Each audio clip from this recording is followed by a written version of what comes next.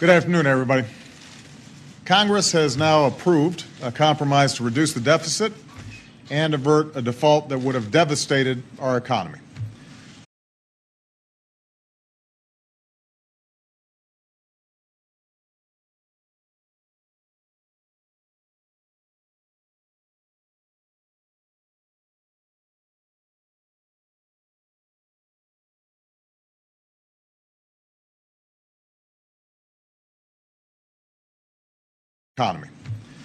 It was a long and contentious debate, and I want to thank the American people for keeping up the pressure on their elected officials.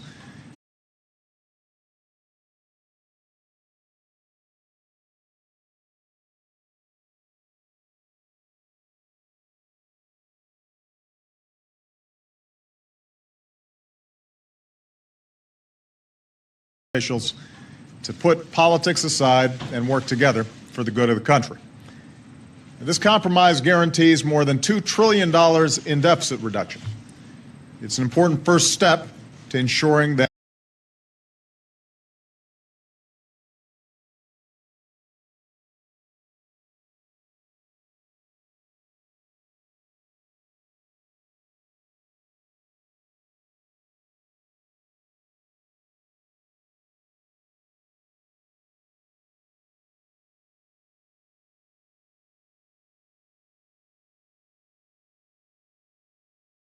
It's an important first step to ensuring that as a nation we live within our means.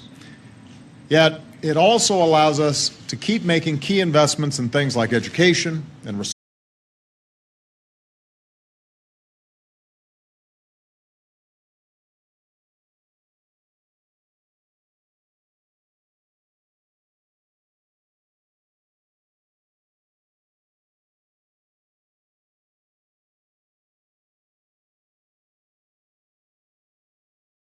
Investments in things like education and research that lead to new jobs and assures that we're not cutting too abruptly while the economy is still fragile.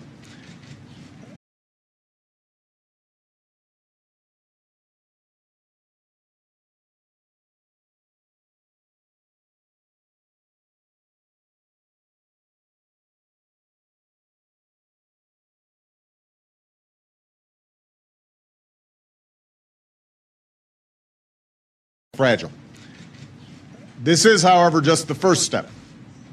This compromise requires that both parties work together on a larger plan to cut the deficit, which is important for the long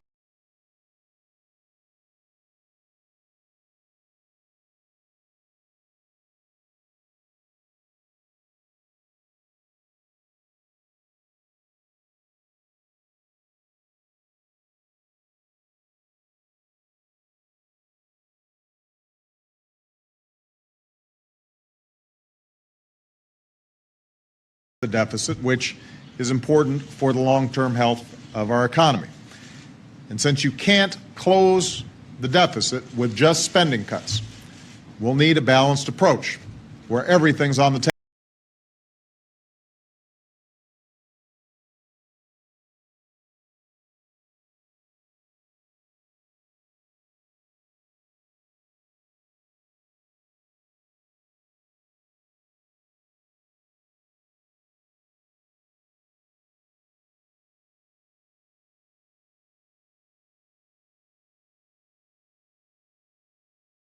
Approach where everything's on the table.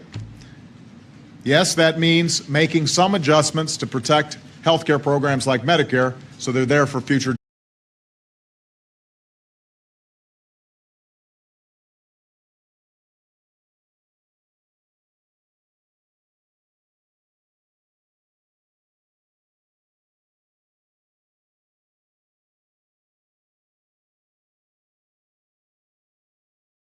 so they're there for future generations. It also means reforming our tax code so that the wealthiest Americans and biggest corporations pay their fair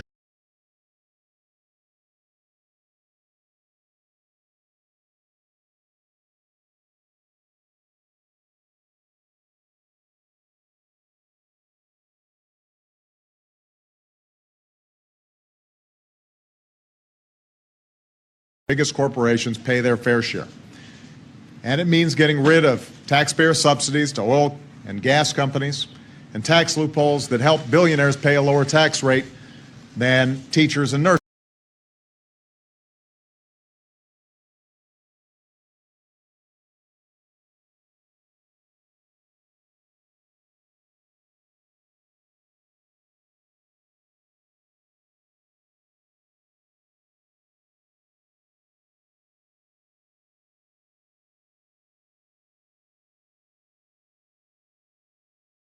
Lower tax rate than teachers and nurses. I've said it before, I will say it again. We can't balance the budget on the backs of the very people who have borne the big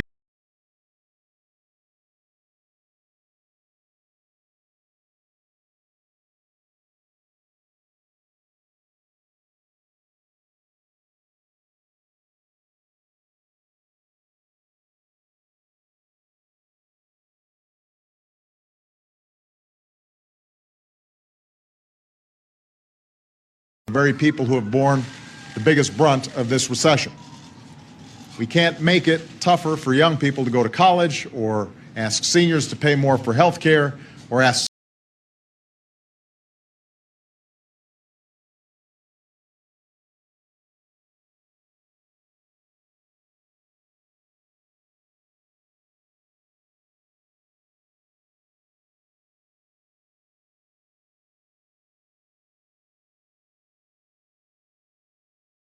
to pay more for health care, or ask scientists to give up on promising medical research because we couldn't close a tax shelter for the most fortunate among us.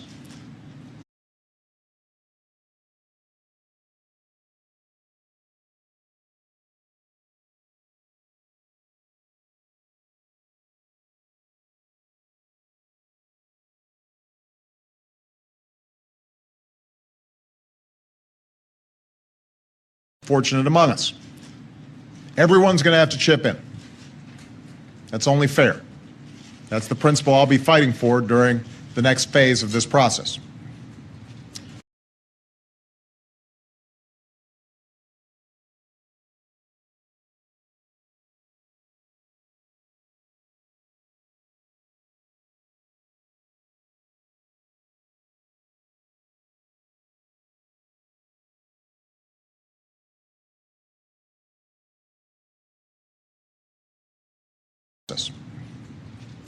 And in the coming months, I'll continue also to fight for what the American people care most about: new jobs, higher wages, and faster economic growth.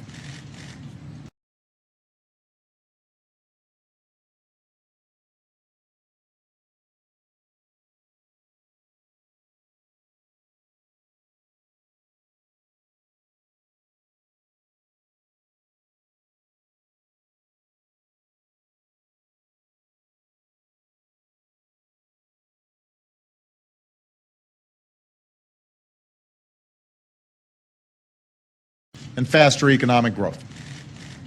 While Washington has been absorbed in this debate about deficits, people across the country are asking, what can we do to help the father looking for work?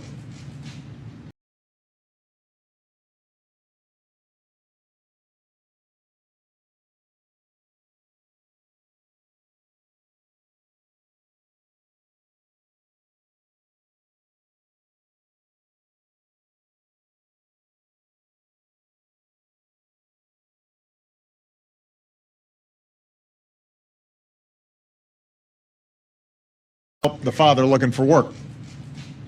What are we going to do for the single mom who's seen her hours cut back at the hospital? What are we going to do to make it easy?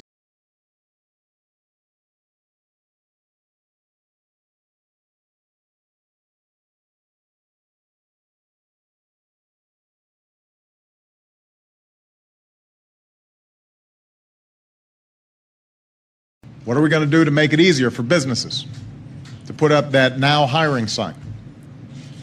That's part of the reason that people are so frustrated.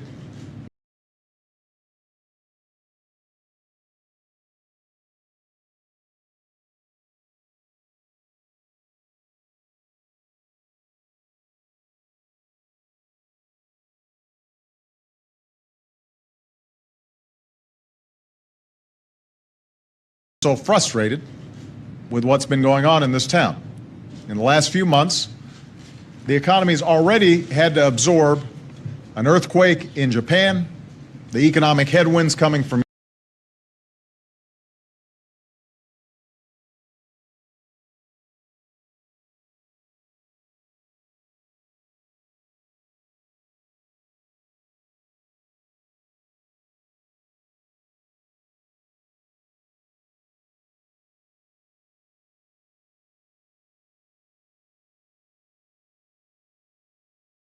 the economic headwinds coming from Europe, the Arab Spring, and the rise in oil prices, all of which have been very challenging for the recovery. But these are things we couldn't control.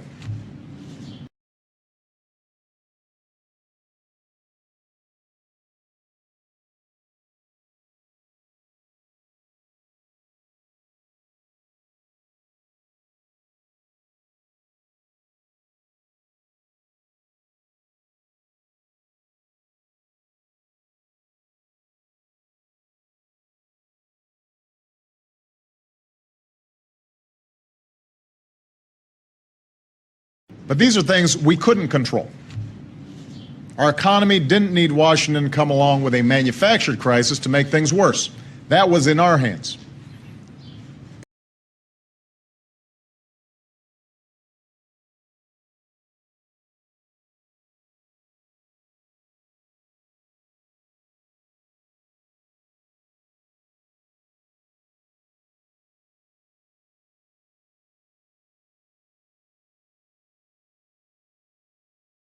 Things worse.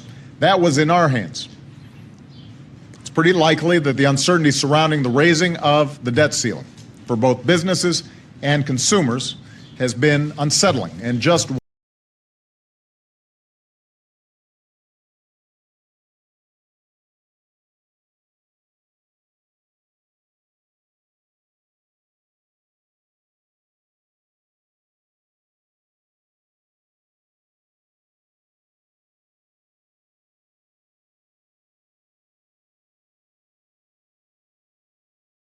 consumers has been unsettling and just one more impediment to the full recovery that we need. And it was something that we could have avoided entirely.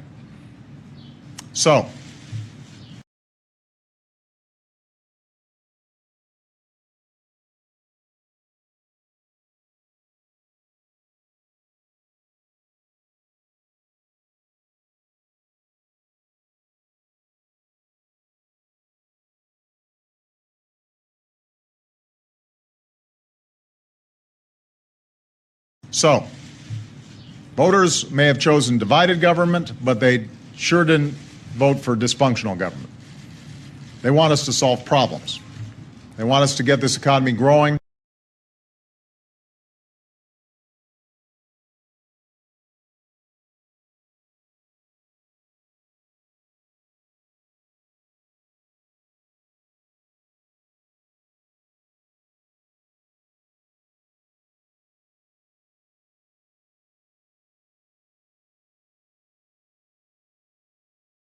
They want us to get this economy growing and adding jobs.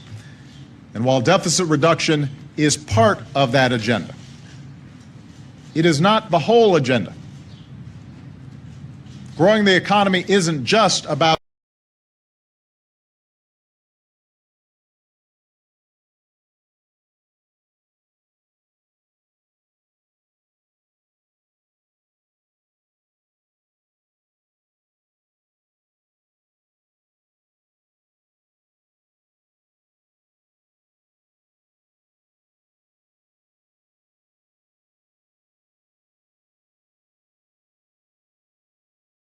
growing the economy isn't just about cutting spending. It's not about rolling back regulations that protect our air and our water and keep our people safe.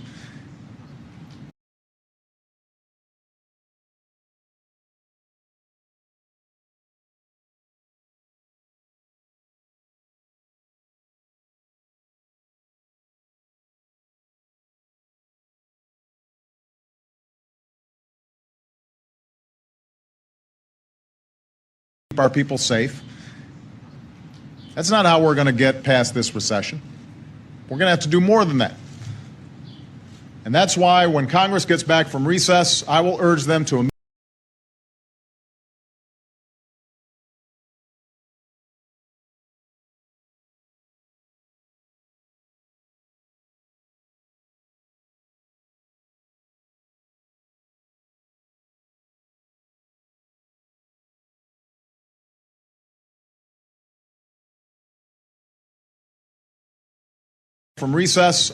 them to immediately take some steps, bipartisan, common sense steps that will make a difference, that will create a climate where businesses can hire,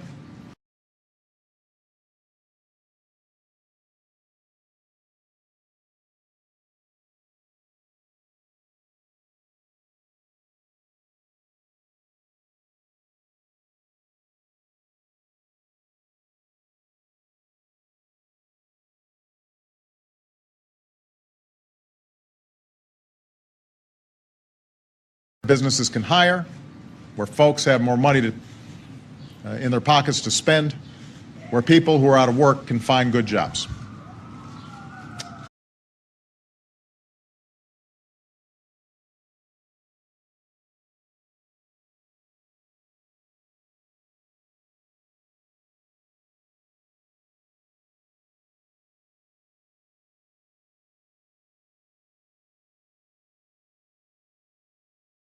We need to begin by extending tax cuts for middle-class families so that you have more money in your paychecks next year.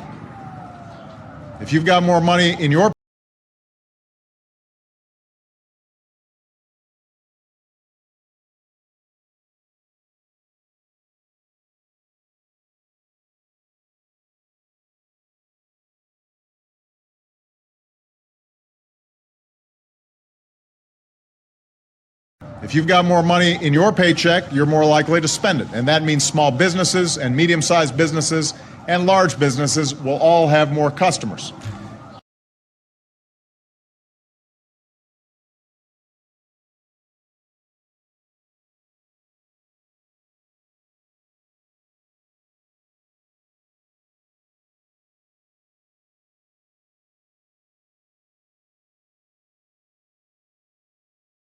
Businesses will all have more customers. That means they'll be in a better position to hire. And while we're at it, we need to make sure that millions of workers who are still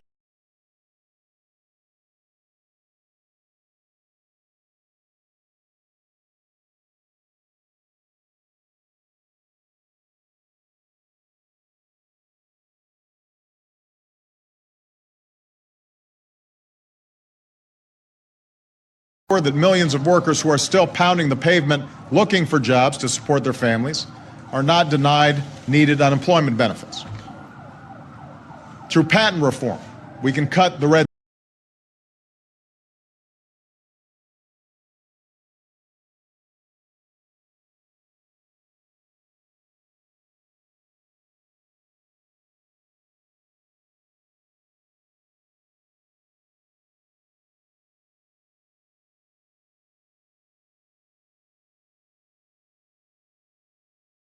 Through patent reform, we can cut the red tape that stops too many inventors and entrepreneurs from quickly turning new ideas into thriving businesses, which holds our whole economy back.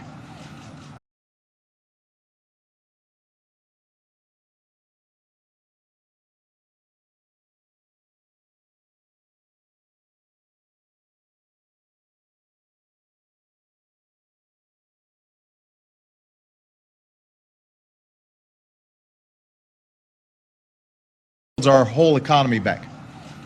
And I want Congress to pass a set of trade deals, deals we've already negotiated that would help displaced workers looking for new jobs and would allow our business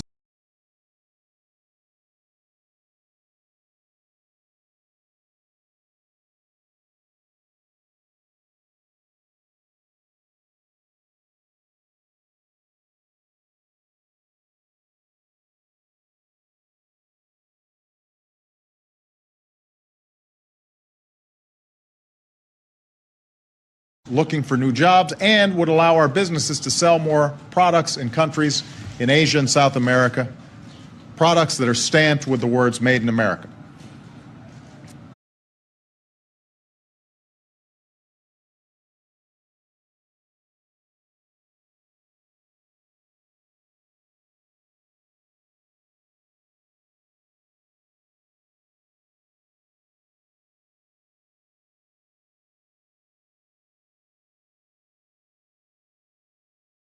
made in America. We also need to give more opportunities to all those construction workers out there who lost their jobs when the housing boom went bust.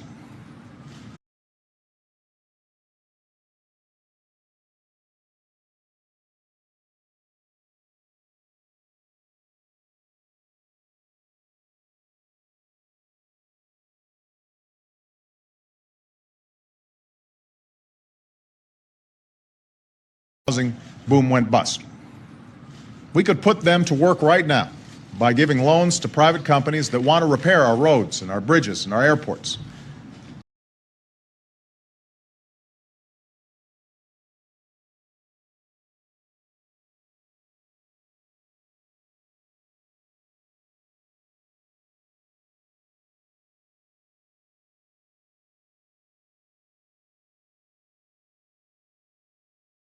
Our airports, rebuilding our infrastructure. We have workers who need jobs and a country that needs rebuilding. An infrastructure bank would help us put them together.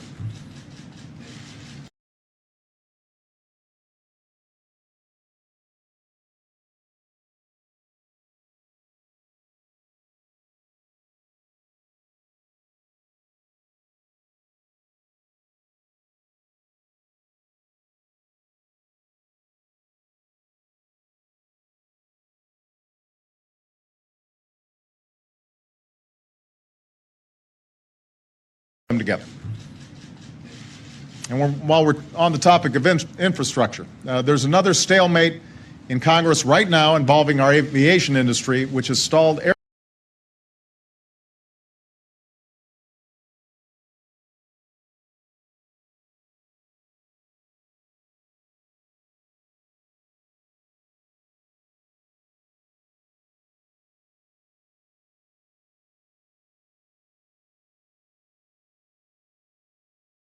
aviation industry, which has stalled airport construction projects all around the country and put the jobs of tens of thousands of construction workers and others at risk.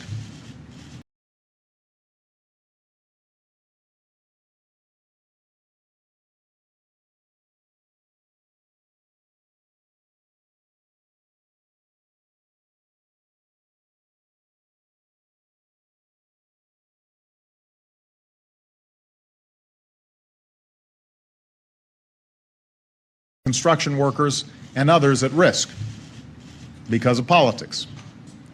It's another Washington-inflicted wound on America, and Congress needs to break that impasse now.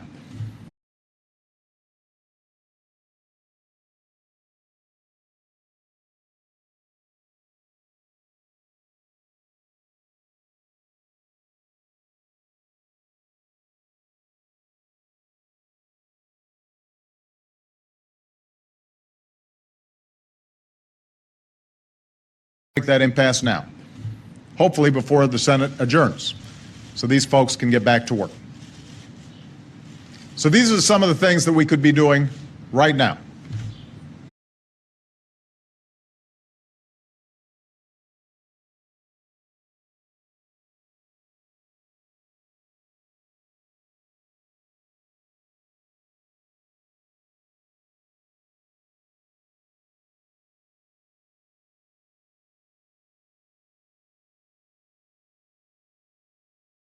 Doing right now.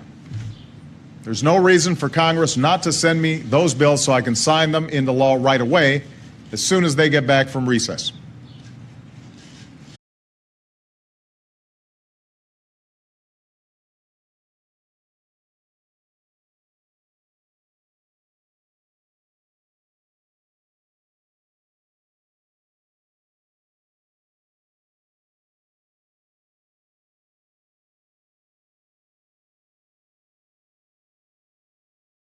Back from recess. Both parties share power in Washington, and both parties need to take responsibility for improving this economy.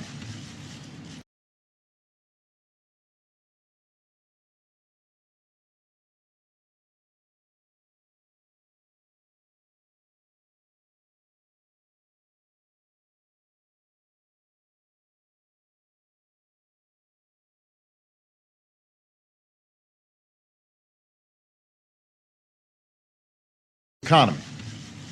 It's not a Democratic responsibility or a Republican responsibility. It is our collective responsibility as Americans. And I'll be discussing additional ideas.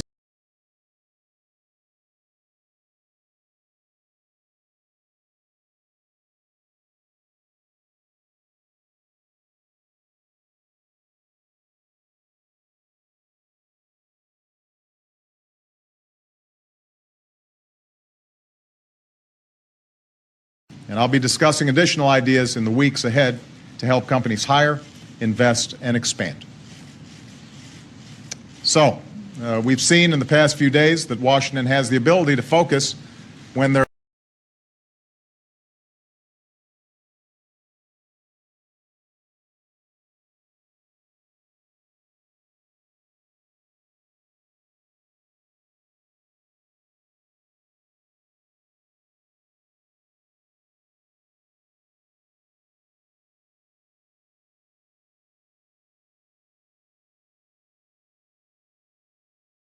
Washington has the ability to focus when there's a timer ticking down and when there's a looming disaster.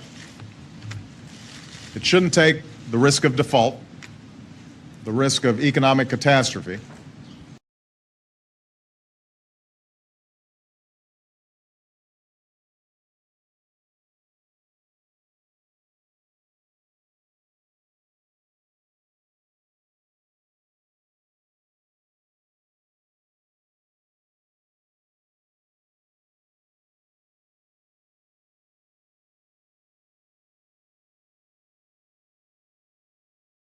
the risk of economic catastrophe, to get folks in this town to work together and do their jobs. Because there's already a quiet crisis going on in the lives of a lot of families.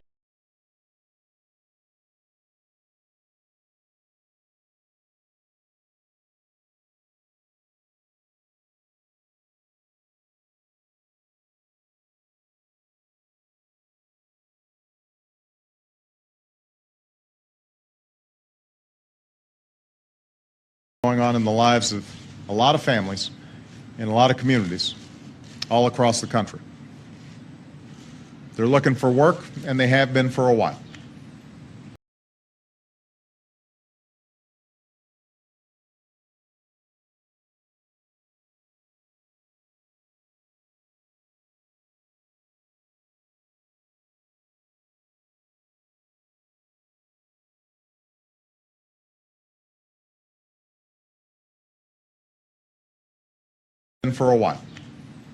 Or they're making do with fewer hours or fewer customers, or they're just trying to make ends meet.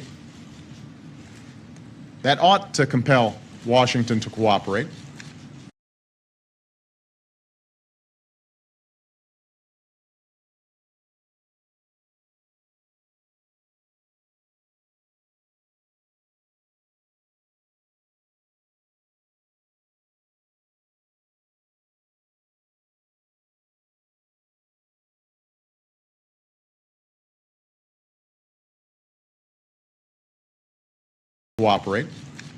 That ought to compel Washington to compromise, and it ought to compel Washington to act. That ought to be enough to get all of us in this town to do the jobs we were sent.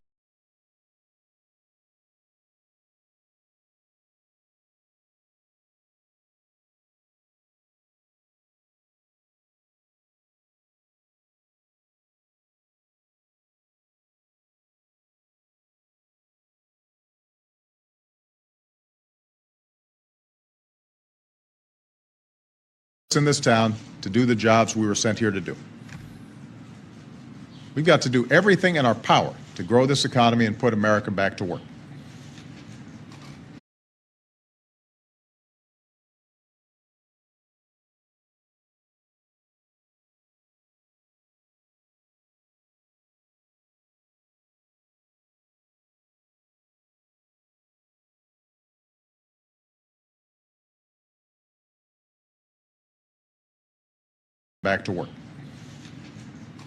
That's what I intend to do, and I'm looking forward to working with Congress to make it happen.